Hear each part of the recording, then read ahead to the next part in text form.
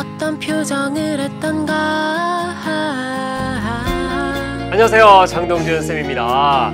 자, 예비고3 지금 내 등급은에서 2018학년도 수능 기출문제를 담당하게 되었습니다. 자, 이번 시간은 오리엔테이션 시간이고요. 이번 시간에는 이제 우리가 예비 고3이기 때문에 이 수능 국어 공부법에 대한 얘기를 좀 할까 합니다. 그래서 이제 간단하게 수능 국어 영역별로 간단하게 공부법을 말씀드리고 이제 실전에서 적용할 수 있는 어떤 그런 공부 학습법 팁을 말씀드리도록 할게요.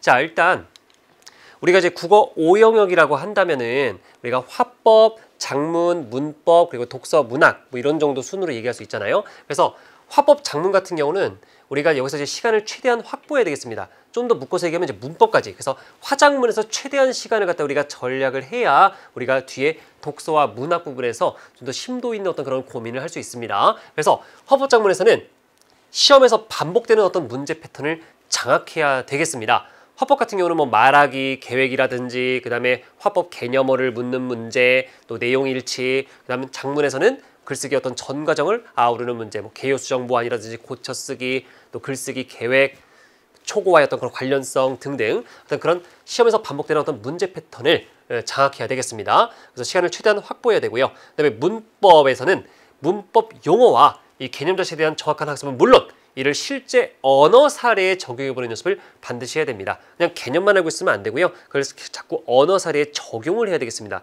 왜냐하면 언어 사례를 활용한 문제들이 많이 나오기 때문입니다. 다음으로 독서는요.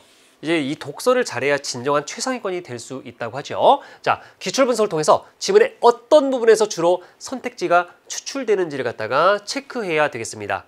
그 다음에 기출 선택지의 함정 패턴을 우리가 분석해야 되겠죠. 어떤 부분에서 이게 함정을 파놨는지, 선택지의 앞부분은 맞겠지만 뒷부분은 틀리겠다라든지 이런 식의 어떤 함정 패턴을 우리가 기출 분석을 통해서 찾아내야 되겠고요. 그 다음에 고난도 지문일수록 정보 간의 관계에 주목해야 되겠습니다. 왜냐하면 정보량이 많아지기 때문에 그 정보 간의 관계를 잘 정리하는 연습을 해 주셔야 되겠습니다.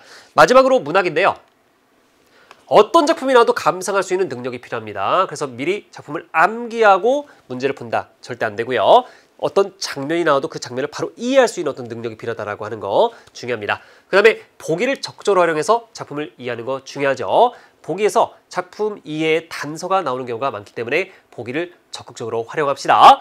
그 다음에 우리 고3 같은 경우는 EBS 연계가 되잖아요. 문학 같은 경우는 이제 이 EBS 연계의 체감이 아주 높습니다. 문학이. 그래서 EBS 연계 교재에 수록된 문학식품 정리는 당연히 필수겠죠.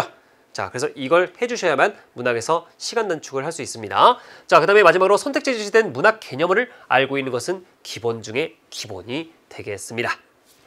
자, 이렇게 해서 간단하게 이제 5가지 영역의 어떤 그런 이제 학습 전략을 말씀드렸는데요. 자, 우리가 이 예비 이제 고3, 이제 곧 고3이 된단 말입니다. 그러면 우리 친구들이 어떤 점에 주목해서 우리가 이제 국어 공부를 해야 되는지 말씀드리겠습니다. 수능 국어는 능동성이 요구되는 그런 시험입니다. 그래서 열심히, 예를 들어서 지금 우리 친구들이 이제 수업을 열심히 듣겠죠. 하지만 열심히 받아 적고, 그죠? 열심히 받아 적고 외우고 해서 나의 지식을 늘려서 그 지식으로 이 문제를 푸는 게 아닙니다. 수능 문제에 대한, 수능 국어 영역 문제에 대한 이해가 필요합니다. 그래서 수능 문제를 능동적으로 접근하자는 말씀을 드리고 싶습니다. 그래서 선택지 판단 같은 경우도 선택지의 적절성을 깐깐하게 판단하는 연습을 하루에 일정량, 뭐 수학, 영어에 급해서 오늘은 국어를 못했어요. 이런 거 말고요. 하루에 일정량 문제를 꾸준히 푸는 게 중요합니다. 문제를 못 푼다면 지문이라도 보세요. 그래서 인쇄된 형태의 글들을 계속 하루에 일정량 보는 것이 큰 도움이 됩니다. 그래서 머리에 정보, 이 지문에 나와 있는 정보를 갖다가 자꾸 이렇게 집어넣고 이렇게 하는 어떤 연습을 꾸준히 해 주셔야 되겠습니다. 꾸준히 두뇌를 활성화시켜야 되는 얘기고요. 그 다음에 6월 모평과 9월 모평, 이것은 수능이 어떻게 나올지를 알려주는 어떤 바로미터 역할을 합니다. 그래서 6월 모평과 9월 모평을 반드시 분석해서, 그죠? 반드시 분석해서 이 수능 시험을 예측하는 어떤 그런 자세를 가져야 되겠습니다. 마지막으로 수능은 실전이죠. 특히 수능 국어는 1교시입니다. 1교시를 잘 못 보면은 뒤에까지 영향을 미치게 됩니다. 그래서 우리가 이 국어의 어떤 중요성을 다시 한번 새기고 평소에 실전 연습을 잘 하셔야 되겠습니다. 시간을 딱 재고요. 시간을 조금 모자라게 재세요. 80분이잖아요. 한 70분 정도로 이렇게 세팅을 하고요. 자, 약간 이렇게 좀 시간적으로 압박이 오는 어떤 그런 상황을 조성하고 열심히 집중해서 몰입해서 문제를 푸는 그런 시간들을 많이 갖길 바랍니다. 그러면 정확도와 스피드가 동시에 향상이 될 것입니다. 실천에 옮기면 반드시 나의 국어 등급은 향상한다.